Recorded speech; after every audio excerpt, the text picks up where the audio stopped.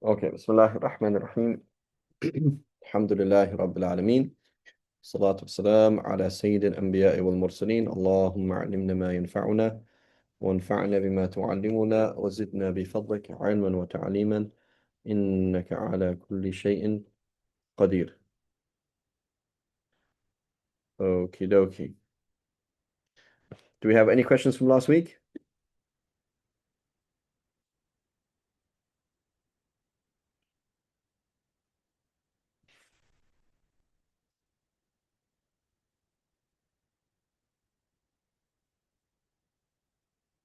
No? Any new students from last week? Ziyad, you were here. Salahuddin, you were here. Omar, Umair, Wahiddin, Qasim, you were here. Hamza, Faisal. Okay, great. So no, okay, so it says section said the signs of puberty are three. So what is the significance of puberty in terms of morality and the significance of puberty in terms of obligations?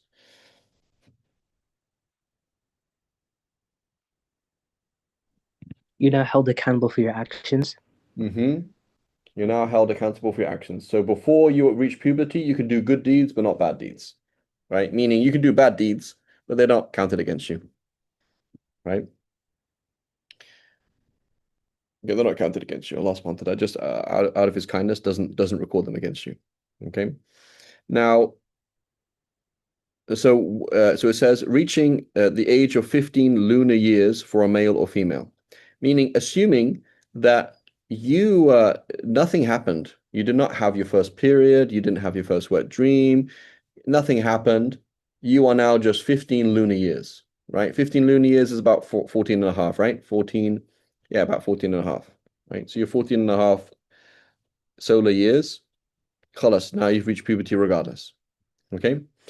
But usually something's going to happen, right? And these change importantly, right?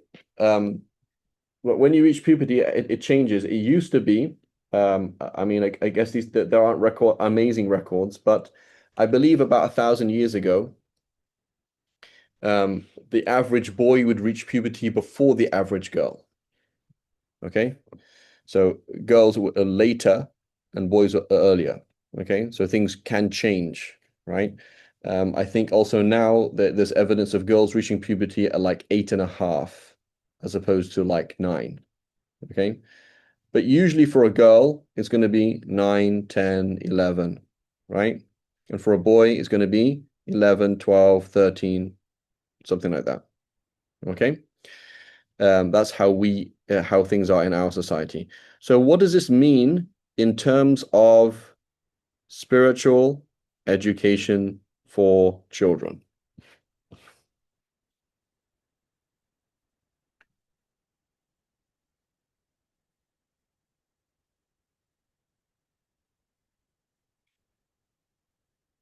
What does it mean to us?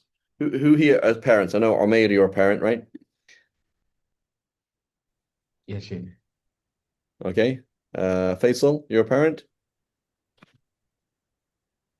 No. Inshallah soon. Qasim, Ahmed, Hamza, No, inshallah soon. Maryam, Sham.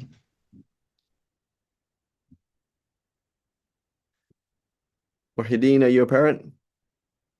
Yes, Sheikh. Alhamdulillah. Alhamdulillah. Salahuddin, Zia, No.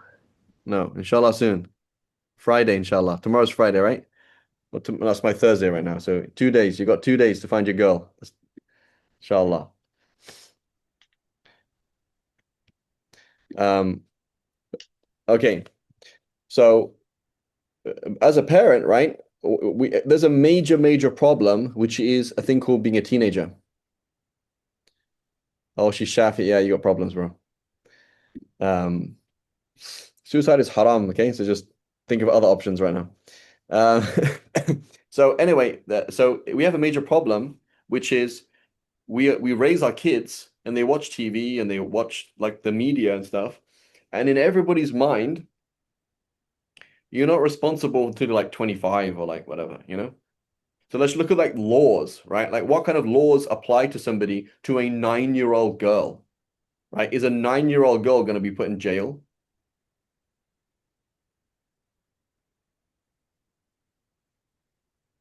Is that going to happen? Is that a normal thing to happen? A 9-year-old girl has been put in jail for, is that going to happen? No, Sheikh. Not normally, right? A 9-year-old girl just sold a 20% share of Amazon. Is that a normal thing that happens? No. So like the way we work with preteens and teens is like you don't exist. You're just like a head case, right? Like you're in grade whatever, like what, grade 3, grade 4, grade 5. You're just a young teenager. You're not really here. What you do, what you don't do doesn't really matter. You're not responsible, right? One of these things is that since the Industrial Revolution is you go to school, right? So you go back 200 years ago in England or in Pakistan or in America and everyone's working. So what you do is relevant, right? Little Muhyiddin at the age of 10 managed to get the cows to stampede and 10 of them fell off the cliff. Like, bro, like, what are you doing? So now it's like dad's shouting at him and he's like, what did you, he's like his actions are like, it's real, right? You do things like you're involved in reality. Like hey, go out and try and get a hare for us. We're hungry. He's going out for 3 hours, comes back 4 hours later. He shot this whatever thing, like you do things. You're actually relevant. Suddenly what we do is we put you in a concentration camp called school. And you put you in this place where you're not relevant. And everything you do is just training zone until you become relevant, which is when you graduate, right? You've now finished university and now you're relevant, right?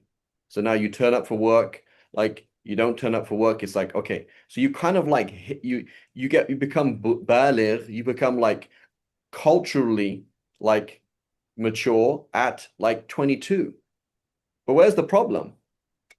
The problem is you were told that you're not really responsible and you're kind of just a teenager, right? I'm just a teenager, right? She's just a teenager. He's just a teenager. When in reality, the angels were writing for you and against you from ages ago, right? Why should my daughter wear hijab? She's only 14, right? Why should she's not married yet, right?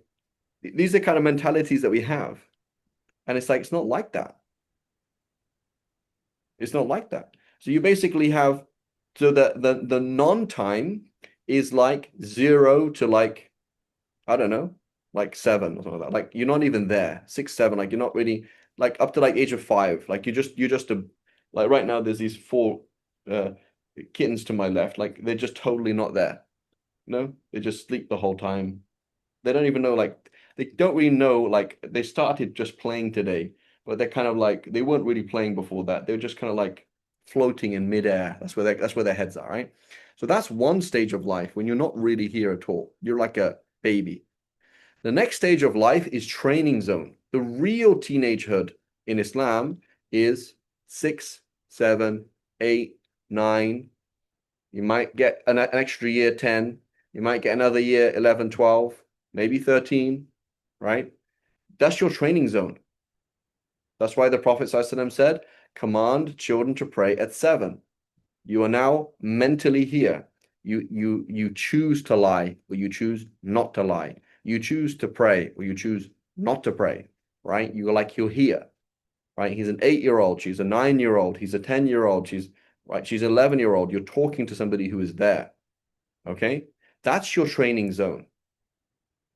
Now you reach puberty, training zone is over, right? Training zone is over.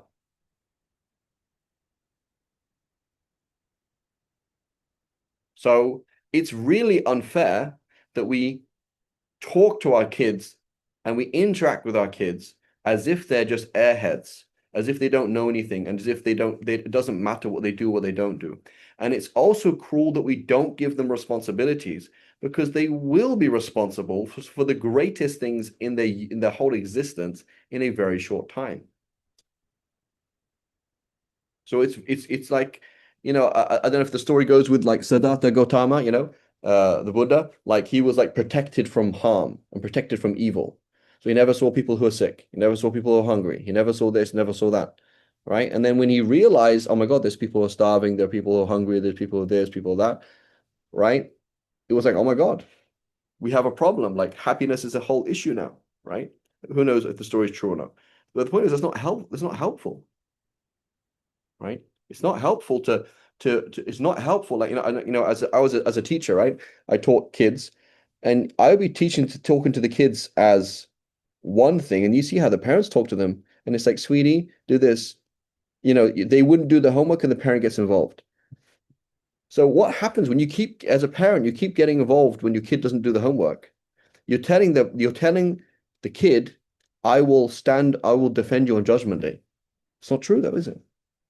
This kid has reached puberty, khalas. She's in grade, I don't know what. She reached puberty 2 years ago. And she's not that old. That's true. I know she's not that old. But she is, like, in the reality, in Allah's world, in reality, on Judgment Day, you're responsible. So don't treat that person as if they're not responsible. Because they are responsible. Right?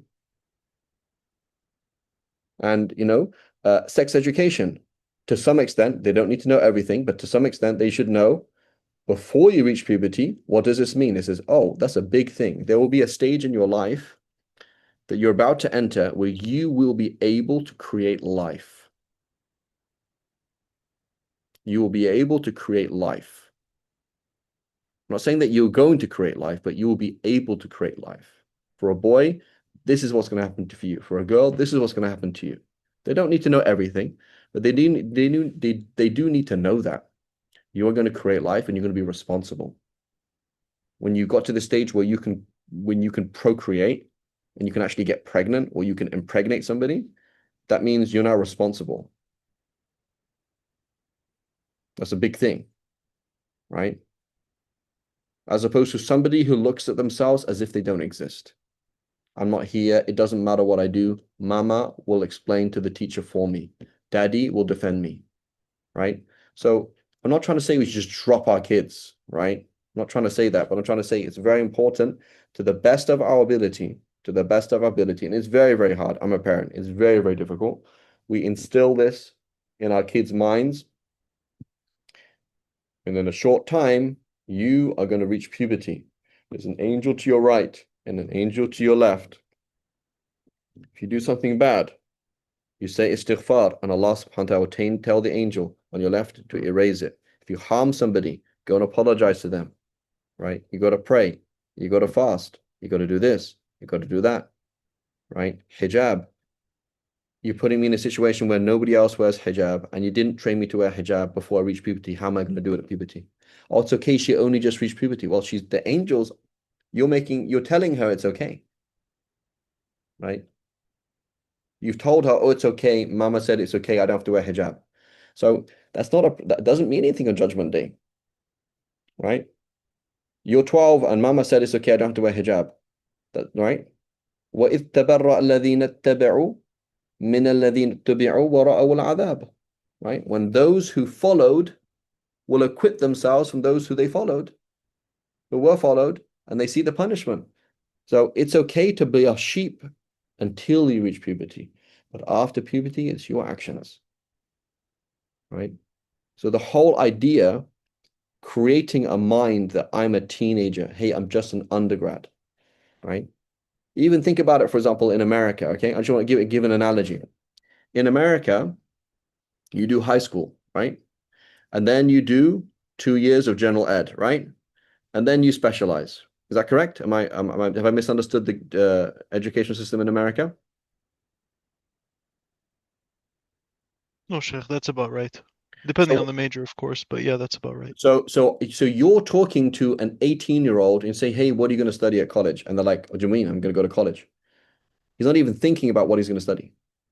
He's just going to go to college, right? So he was not responsible to make any decisions. Whereas in England, you're thinking already about what I'm going to study at college when you're like 14. So I remember my brother, like, I'm going to become a doctor at 14. You need to choose these things to study. You need to this. So now when I'm 17 and 18, right? So you have to do general ed up until 16. When you're 17 and 18, you're saying, this is my direction. I'm choose 3 topics to focus on. math, chemistry, biology, history, language arts, and something else. What are like very limited things. Okay. And then I'm going to, when I go to do my degree, I'm jumping straight into math. I only do math. I do not do science. I do not do anything else, right? So you see how that's going to change the maturity levels. It's going to be challenging, right? But you can see as an American, you can just sit there and observe what's going to happen to you. You're not responsible.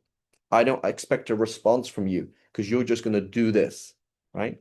Even the whole concept of education, right?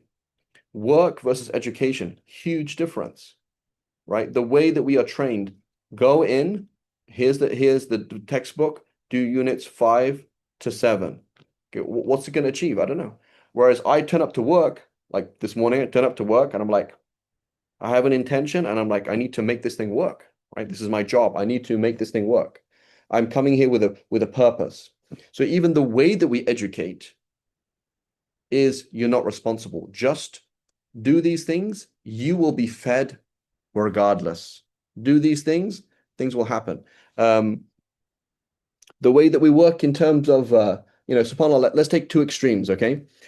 Two extremes. In the past, right, Victorian England, whatever, in the past, you were raped, may Allah protect us all. You had a child, your life is over, even though it wasn't your fault, right? It's not your fault. You may, some lady, she's working in the field somewhere, a man rapes her and she has a child, it's out of wedlock, her life is over, right? It's not her fault. And that's happened in many places in the world where women are like their life is destroyed because they were a victim of something, and that's not fair at all. Fast forward now, hey, I'm 16 and I'm pregnant, give me a house.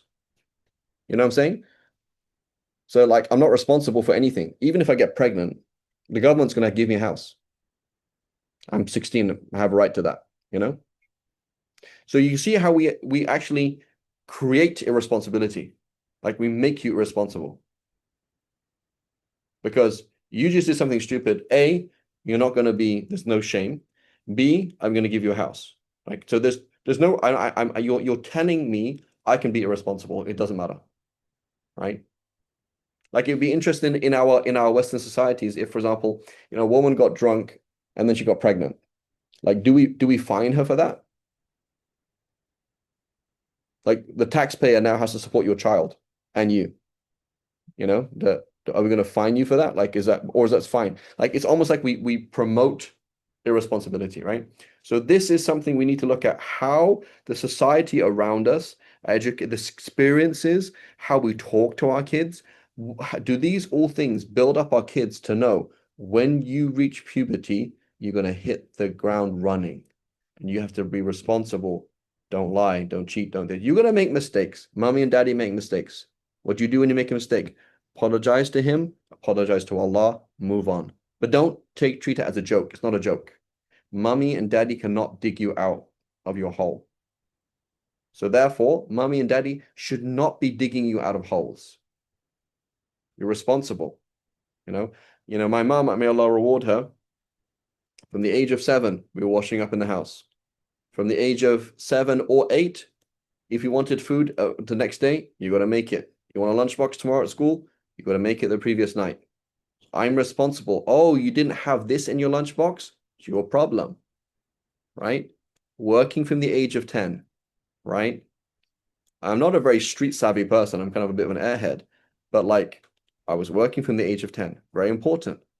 So these kind of things, like you're responsible. Oh, you want X? Go and get X. Don't just ask mommy and daddy because you are harming them. You're harming them, right? Oh, you had an argument with so-and-so. Did you apologize? No, it's okay. It was his fault, right? Or whatever it is, right? Don't keep solving. Do not be the helicopter parent who keeps solving things to the problem, because your child will then imagine it's okay. Mommy and daddy will solve it for me. Mama said I didn't have to pray. Daddy said I didn't have to pray. So it's okay. When you reach puberty, it doesn't matter what mama says or daddy says, right? So that has to be there. We don't have that much time. 7, 8, 9, 10, these conversations, these ideas, 11, 12, 13, right? That's basically all you have. And this child is going to be morally responsible, And what is obligatory or sinful for me and you is the same for them. Is Allah merciful? Allah is merciful. Does Allah know how difficult it is to do what is right when you're young? Allah knows. Is Allah going to punish the person in the same way? No. Right? It's not like that. But you are responsible. You know, very important. You are responsible. You will have to give the response, not me. Okay. Okay, so the signs of puberty then. So 14 and a half basically, or 15 lunar years. Experiencing the first wet dream for a 9-year-old boy or girl. So the boy does not know what a wet dream is. Why? Because it's awkward. So another issue. If you do not sit down with your kids and do your own sex education with your kids, the kids will do it at school. That's what they're going to do. So they already know way more than you think, and they're already super interested. Okay? So particularly for girls, right? So their bodies are telling them, be interested in this, right? As somebody who taught at school, grade 1, grade 2, grade 3, boy-girl stuff is already happening.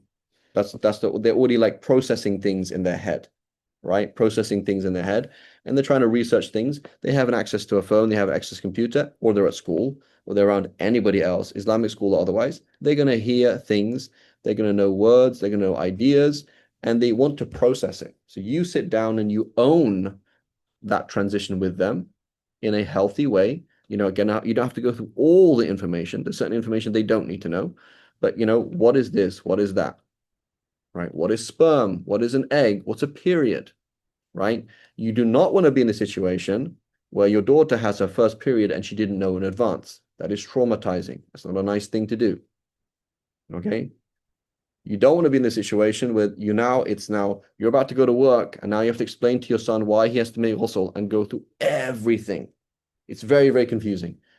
They already know about it. He's already interested in it, already heard certain things. They say, I know you've probably heard some things at school. People talk about that. What is this? What is that? Let me explain some things to you. It's like this. And then, but what about this? Oh, you'll find that out later on.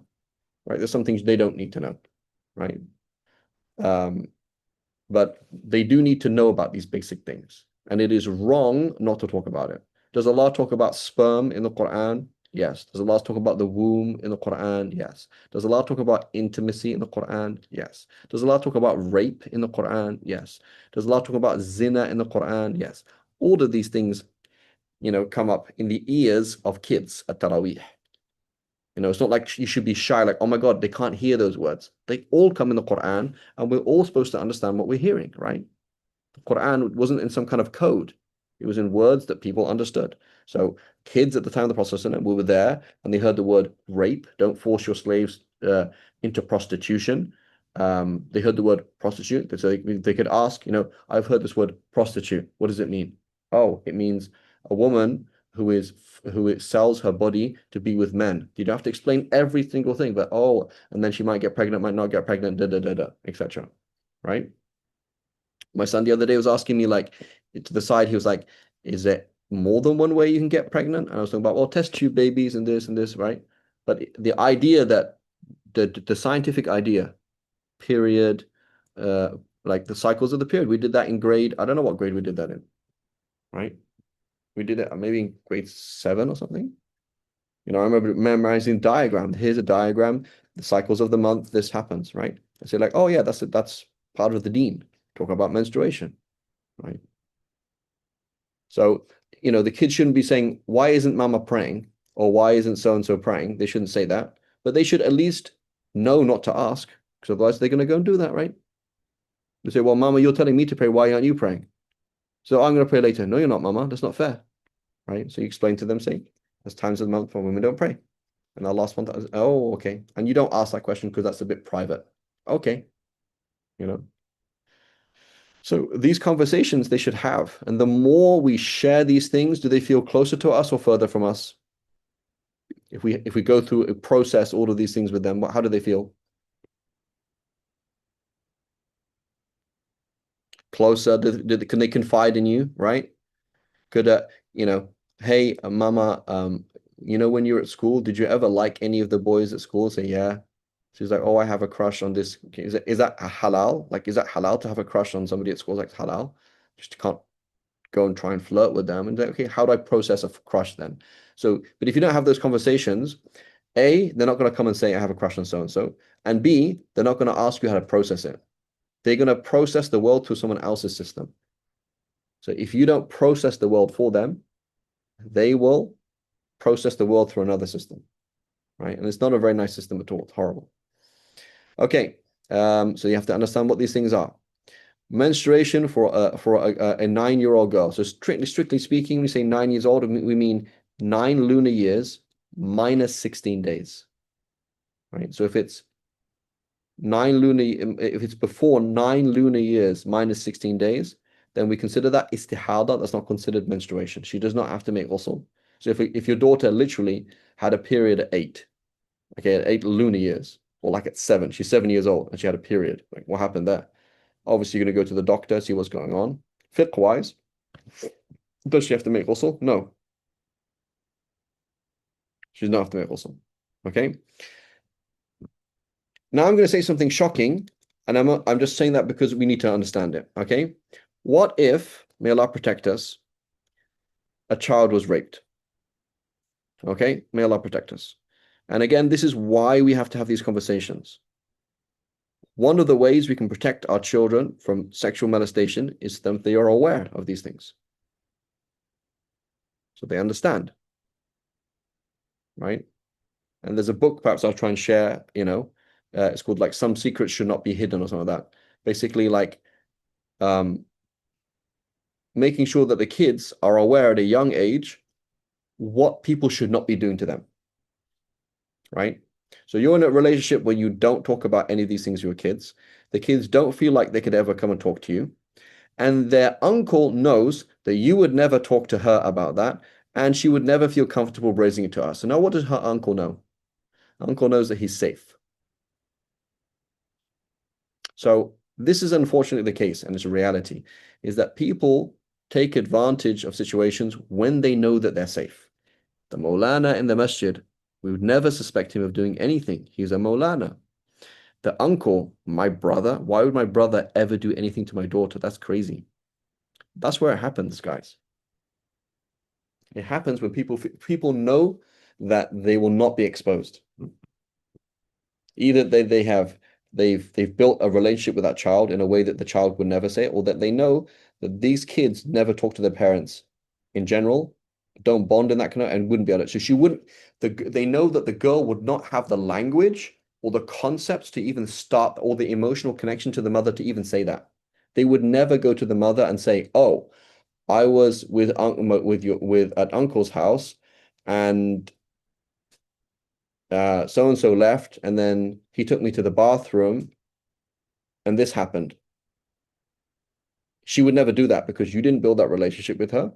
She doesn't understand enough to even express this, and she didn't even have a framework to know what is appropriate and inappropriate. So they don't know to know everything, but they need to know certain things, like nobody should touch you here.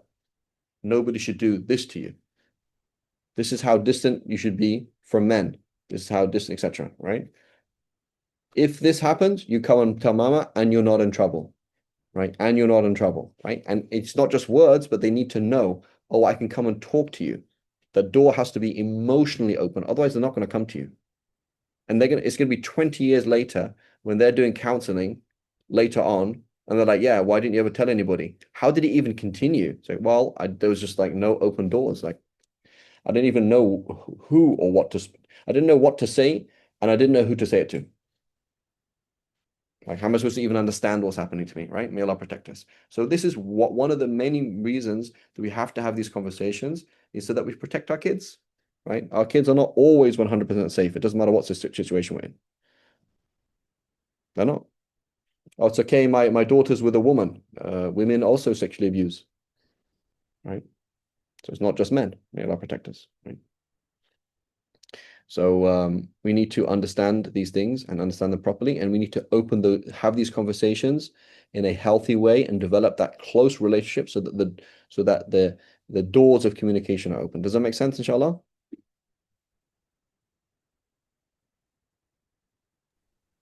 Yes, Sheikh. Okay. Khair. Yes. Okay. So again, they should understand these things here. So then it says the conditions of using a stone, right? This is a term, it's not a thing. So Allah subhanahu wa ta'ala, He doesn't ask us to do impossible things. He does not ask us to do things that would result in our life being lost, or all our money being lost, or or us having no money. For example, Jum'ah. Do I have to go to Jum'ah if the only job I could ever possibly do is done on Jum'ah? No.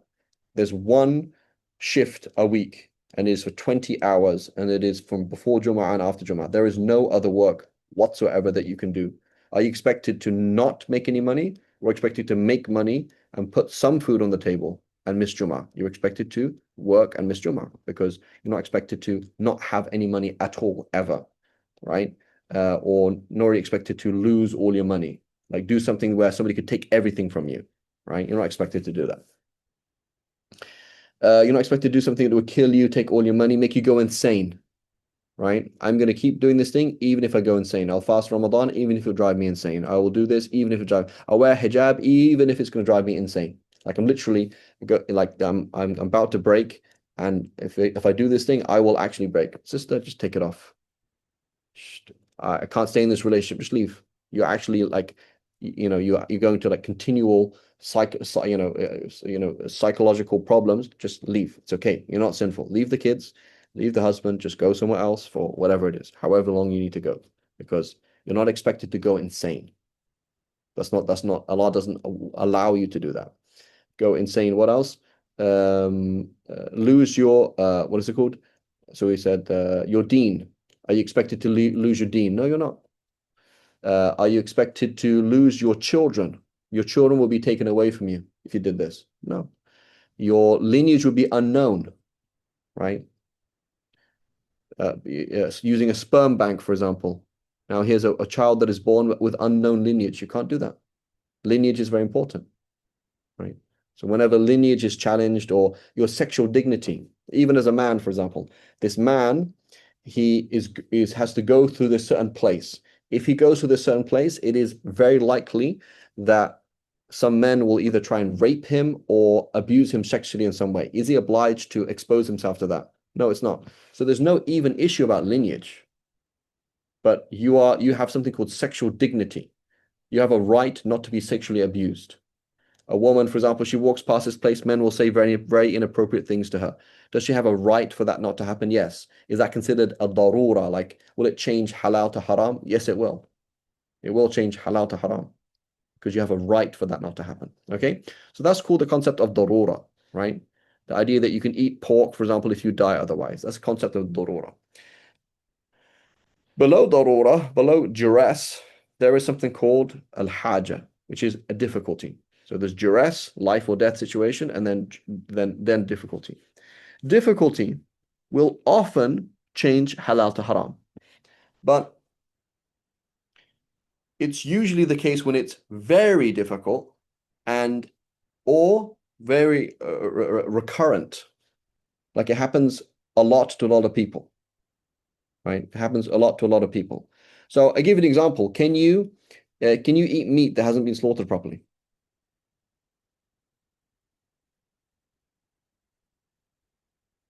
Normally, no. Normally, no. So when could you eat, for example, pork or beef that hasn't been slaughtered properly? Under what conditions?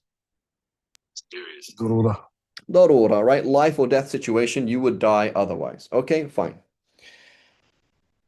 Now, what about hunting? So when you hunt, do you slaughter the animal properly? Yes. So Not really. Kind of, right? It's kind of different, right? Like, so you might shoot the animal, shoot with a bow, shoot with a crossbow, right? And so what's happened here is the Sharia has said, hang on a minute, you can't always get a knife and cut an animal's throat. It's not what's possible. Here's this hare running around at what speed? Here's this deer, and people need to hunt.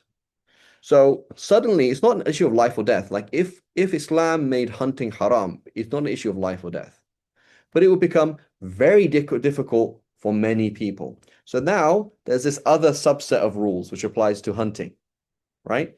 So this is what the concept of al-haja, tanzilat, manzilat, ad-darura, that تنزل منزل الضرورة, that a difficulty, even if it's not life or death, will be treated as if it was duress and will change the haram to halal. Okay, so that's going to become widespread. It will basically apply to you and other people. It'll be recurrent. It's not just a one-off, right? And it'll be quite difficult. So something that's not very difficult, right? For example, feeling hungry while you're fasting, a minor toothache while you're fasting, right? Something that applies to you now and then. Fasting for 30 days in a row is quite difficult, but doesn't apply throughout the whole year, right? Or it applies to you and not other people. It's unique to you, right? You were on the way to the airport, you hadn't prayed Asr yet, you need to pray Asr before you get on the plane, and your daughter just threw up all over you and you don't have anything to change into.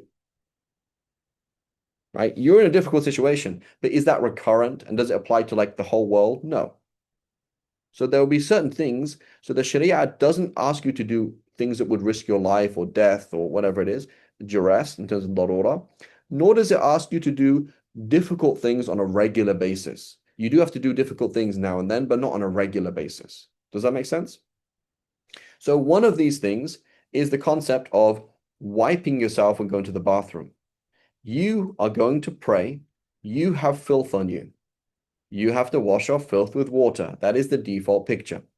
There's no other way around it. If you want to pray, you've got to wash off the filth with water. Is it easy for everybody to access water on a regular basis to clean themselves in that kind of way? Not impossible, but it is inconvenient, it is difficult. Is it common to get filth in that particular part of your body on a regular basis? 100%. So it applies to you, it applies to other people, it's on a daily basis, it's a daily difficulty. So the Sharia comes along and says, don't worry about it. You can just wipe instead of wash. Does that make sense? So I'm going to ask you a question that I asked the Mufti. Okay, I asked the Mufti this question. I say, give me an example of al-haja tanzilu manzilat ad-darura. Give me an example of a difficulty that is treated as duress. And you're going to say, for example, hunting. For example, cleaning yourself with a stone. You wouldn't die if you didn't hunt, but it'd be pretty difficult, right?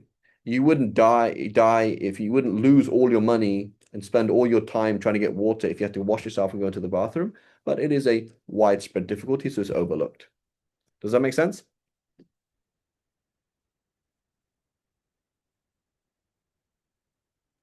Yes. Another No. example.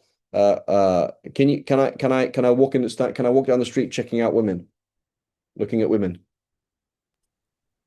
No. No, it's haram, right? No. It's haram. Okay, Omar is now getting married. Are you married already, Omar? Not yet. No, yeah, inshallah, Friday. Inshallah. Okay, inshallah. So You're anyway, invited. inshallah, I invited, right? As long as it's matluba, I'm coming. Or you say matluba or magluba or makluba? مقلوبة. Matluba. Okay, fantastic. Okay, so I'm down. Anyway, so on Friday morning, Omar meets this girl. Is it impossible? Would Omar die if he never saw her before he got married? No. Would she die if she married a man who she's never seen before? No. Okay, but now, is it difficult to marry somebody you've never seen before? Yes. Is that unique to you, Omar? No. Does it apply to everybody? Yes. So now the haram, which is looking at a woman's face or hands and saying, wow, she's very beautiful, I'm very happy to marry her, right? Has now become halal. What, because of duress? Like I was forced to look at her, I couldn't not look at her? No, it wasn't like that, mashallah, right? It was that issue was it's hard for you to get married to somebody without looking at her. It's hard for her. It's generally difficult. So the Sharia has allowed the haram for widespread difficulty. We call it amum al-balwa as well, right? Al-haja tanzil manzil al-darura. Same scenario, right? Exactly the same thing. You've shifted from haram to halal, not for duress, but for a widespread recurrent difficulty. It's not unique to you, right? Does that make sense? Omar personally has this thing, right? He had a dream, right? He's had this dream ever since a teenager that he wanted to marry a woman with very particular hands, and the hands have to feel a very particular way. So he says to her, sister, I don't mean to be rude, but I have this thing, like ever since I was like a young teenager, I really wanted to marry a woman with particular hands like this. Do you mind if I touch your hands to feel if they feel like that I felt in the dream? Okay, and for Umar, it's very important. He cannot marry a woman who doesn't have that same touch on her hands. Is that halal? حرام لا يجوز. Haram. Why? It's specific to Umar. For Umar, it's very difficult. For Umar specifically, it's very difficult. Like I can't. It's like it's a thing that's in my whole life. Like I don't know how I could do it.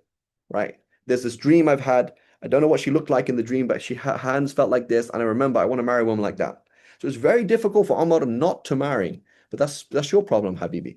So I might have a particular problem. You might have a particular problem. She might have a particular problem. But that's not general. But it is It's not عموم generally, البلوى. yeah, the umum al-balwa, the general thing is, yeah, most people in the world would find it difficult to marry somebody you've never seen before. Right? And so it makes sense, inshallah. There's other scenarios, countless scenarios like this. And then what is the mufti doing half of the time? The mufti is saying, is this in a different situation? Is this so difficult in this context that it's treated as, should I treat this haja, this awkward situation that is widespread? Is it widespread enough? Is it difficult enough to be treated as the darura? Right? That's why I asked this mufti and he didn't have an answer. May Allah guide him and help him, right? And help the ummah in general. But this is a thing that we deal with in fiqh all the time.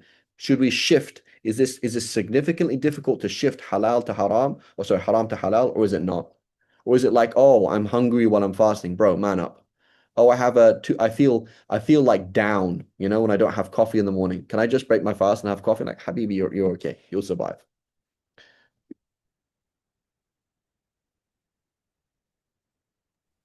Just to clarify, so the stones that are being used, this is like when somebody's in a state of janaba and they don't have water or what? No. Here we're talking about cleaning yourself and going to the bathroom. Oh, okay. Specifically, so now we're talking, so it says here, to clean yourself, there are the 3 stones be used.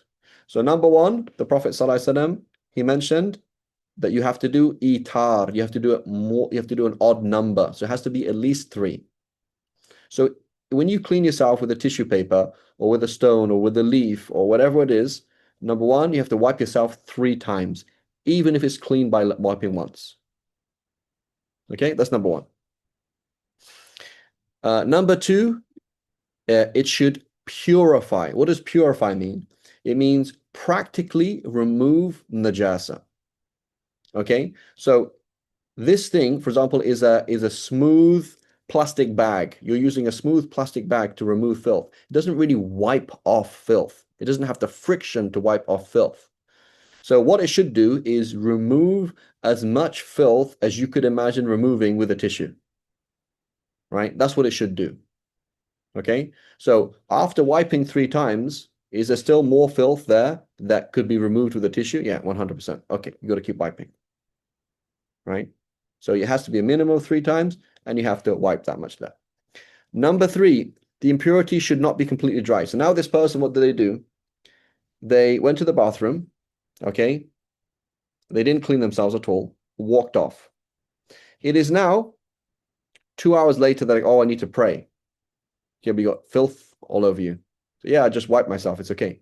Yeah, but you can't. It's dry now. Yeah, but it's okay. You can just wipe. You can't wipe now because this is not normal. So the normal situation where the difficulty applied was what normal people do. Like you go to the bathroom and you clean yourself. You have A, not done what is normal. B, made it worse because now that it's dry, less is going to come off. So what does the verse Quran say about darura, about duress? فَمَنِ اضْطُرَّ غَيْرَ بَاغٍ وَلَا عَادٍ. Whoever is forced, not wanting to eat the haram and not eating more haram than they need to. Same principle we're going to apply here. We're going to say there was a haja ama, nazalat manzalat darur. There was a widespread difficulty that was treated as duress. So we're going to do the same thing. غَيْرَ بَاغٍ وَلَا عَادٍ. You didn't go over the limits. This is not normal limits of filth. You've now increased the filth by making it dry and making it spread. Can't do that. So here, You're now adding, you've now gone beyond the normal limits of this difficulty, and you've made the situation worse. So now you're going to have to use water. So if you don't wipe 3 times, you're going to have to go to the default and use water. If you don't clean yourself properly with toilet paper, you didn't have enough toilet paper, didn't have enough stones, and there's still more filth that could come off with toilet paper, you're going to have to wash yourself now, because the dispensation doesn't apply anymore. If the filth is now dried, you're going to have to wash yourself. Dispensation doesn't apply anymore, because, right?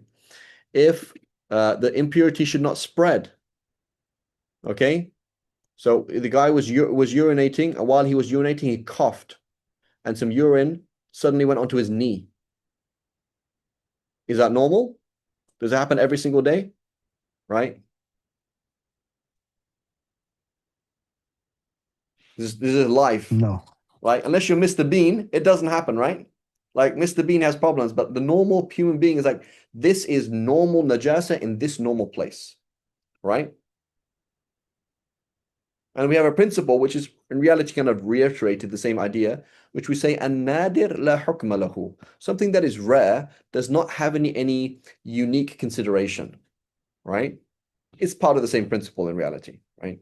Because umum al-balwa, widespread difficulty, applies to what is aam and normal. It's not normal. So you're in a difficult situation, brother. I understand. You are in the airport. You got some urine on your leg, okay? And it would be really convenient if you could just wipe that off, but you can't. You have to wash that. So how am I going to wash that off? Like, that's like above my knee. That's really difficult. I know, Habib, I got to get my flight. Yeah, I know. It's a very difficult situation, but that's not normal.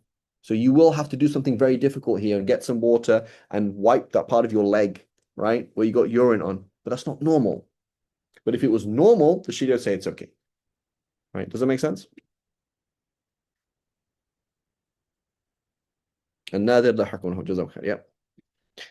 Yeah. So Amr asked a question, what if one asks to see something that is aura in one school and not in the other? Then it's so, she's not your wife. So she follows what her madhab is. What's her position? Yeah. And if you're thinking about the Hanbali school, double check with the Hanbali first, okay? Because the Hanbalis there's lots of things quoted from them, and double check what the mu'tamid is for them, right? Because there's some things you find from them, and it's like, oh, there's some funny fatwa that you can do, right? Aqdam is something else, right? But feet is something else. But there's other issues in the Hanbali school, and if that's what you're referring to, then you need to check with the Hanbali first. Anyhow, okay, so impurity should not be spread out. No other impurity. So again, this person was urinating. While they're urinating, they're holding their friend's beer can, and they accidentally poured alcohol onto their private parts. And now they want to wipe. So that's not normal, is it? It's not normal, right? While they were cleaning themselves, a cat killed a rat next to them, and the rat's blood poured onto them.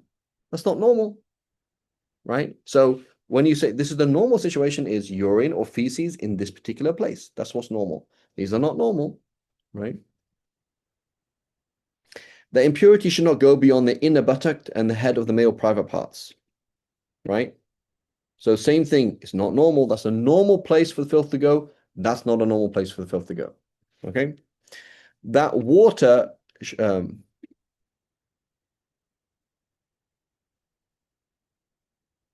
So Ahmed is asking the question again. Can you clarify the characteristics? There is something that would result in one of 5 things. Okay, your death, your loss of intellect, your loss of property, your loss of life, your loss of religion, your loss of sexual dignity and lineage. Right. So those are these 5 things, and then there are things that are not on that level, but they are very difficult and they're very widespread and recurrent and normal. Does that make sense, Umair?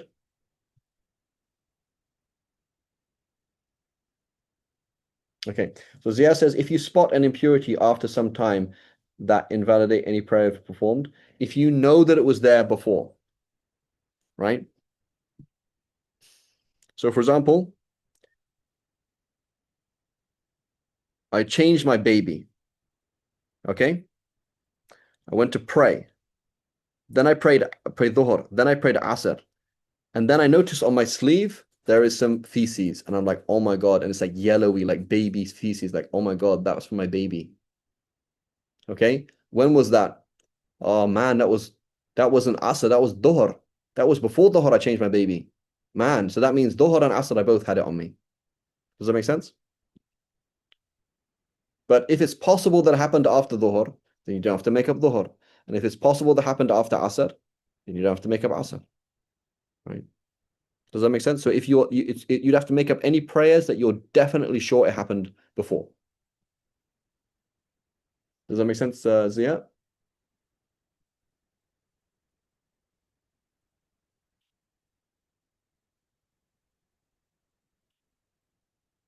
Yeah.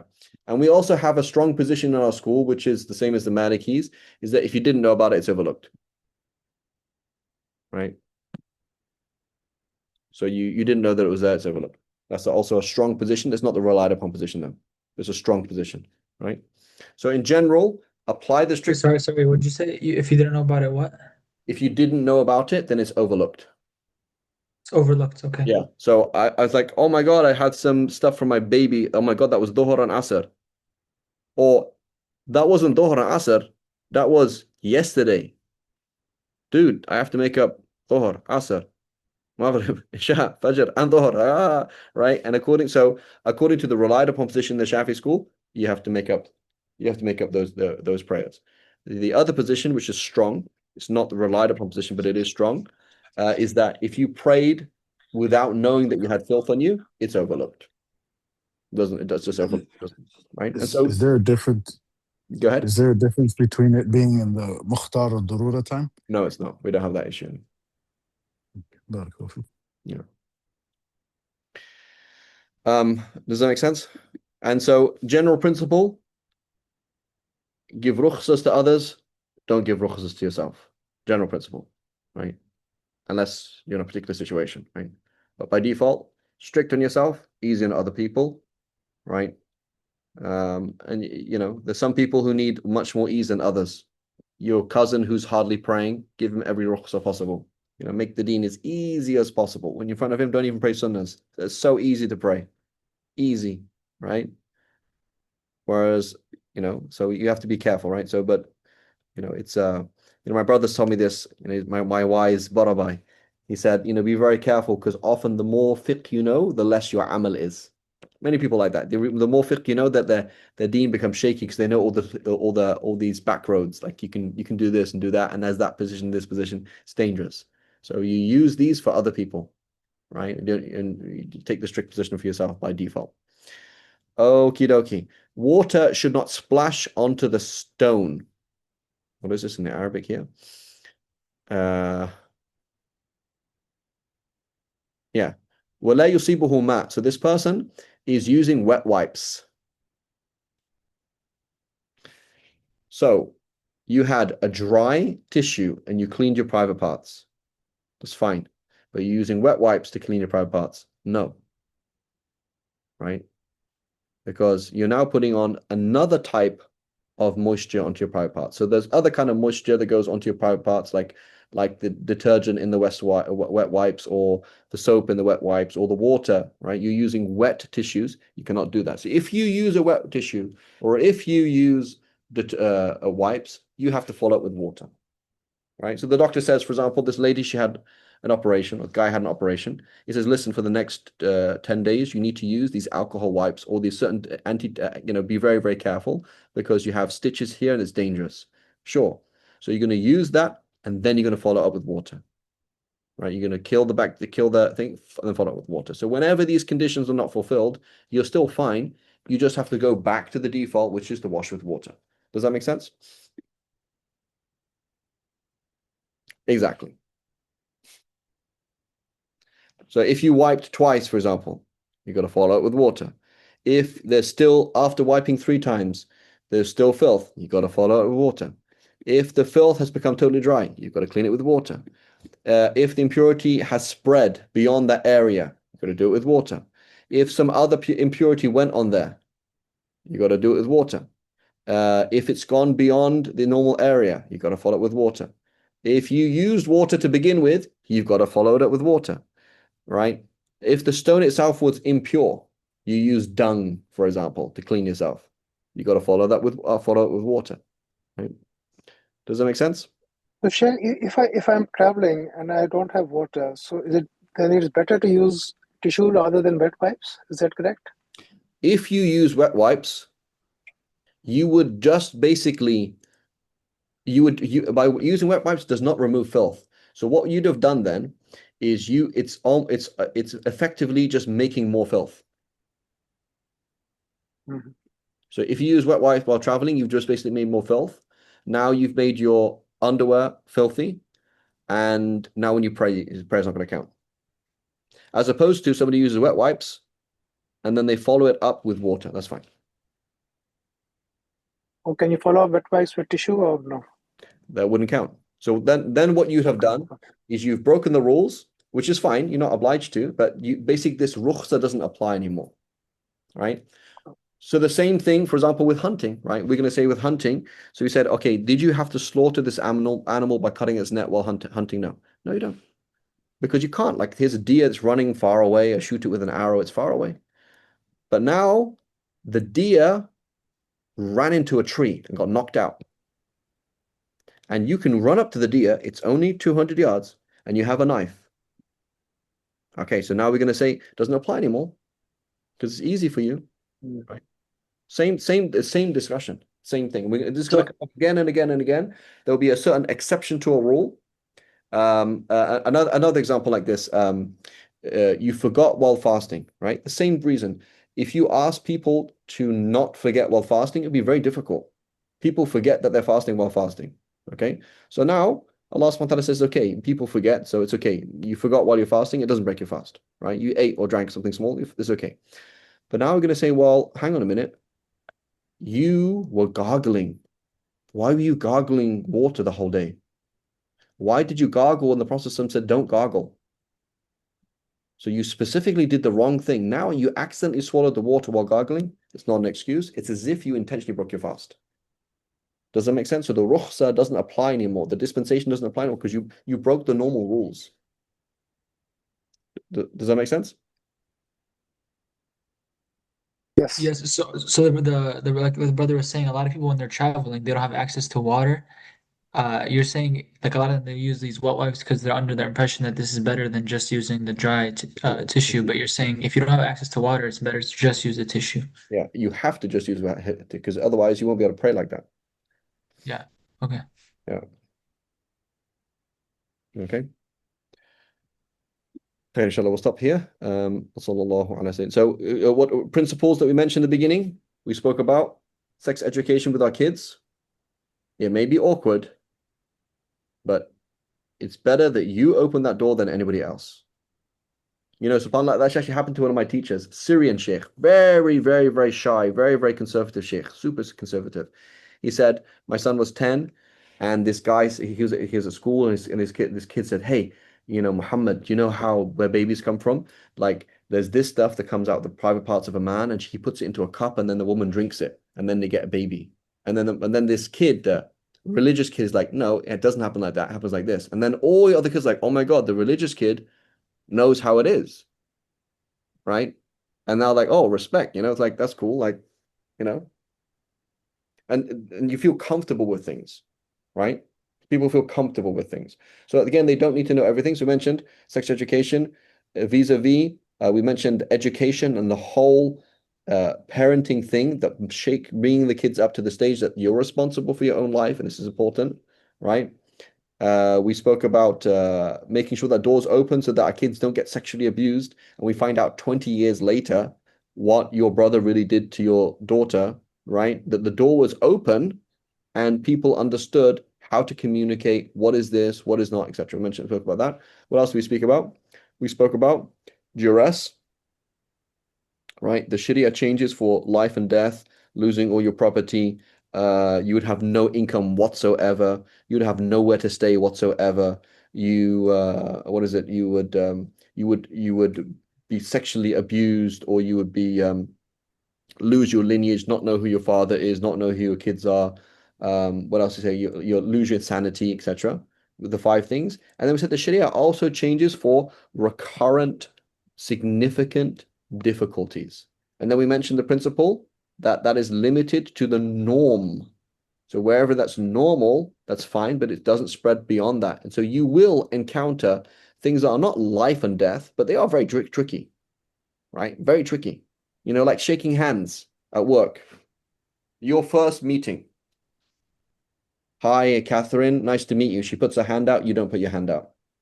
Very awkward situation. We've all been in that situation, right? Very, very awkward. Is it life or death? No. Is it recurrent? Does it apply to every single person in the world on a regular basis? No. Right? And there's other factors as well, right? There's other factors as well, because for us also as Muslims, we see that as actually sexual abuse, right? Shaking a woman's hand is actually sexual abuse.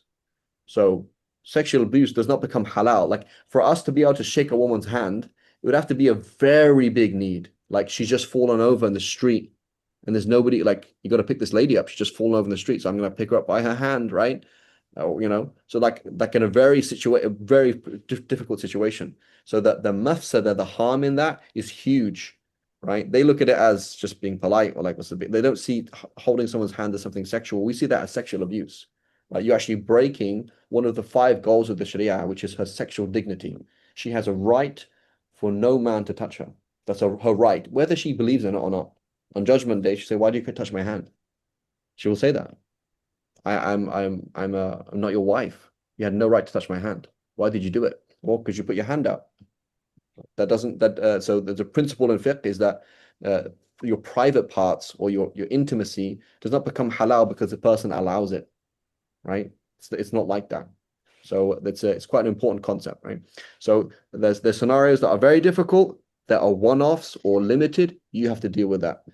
And there are some other scenarios that are recurrent, widespread, applies to everybody. The Sharia changes and bends for those situations within that framework. Inshallah, we'll stop there. And then we saw that vis-a-vis this. So here we are not actually learning about cleaning yourself, going to the bathroom, and learning about how the Sharia works. Inshallah.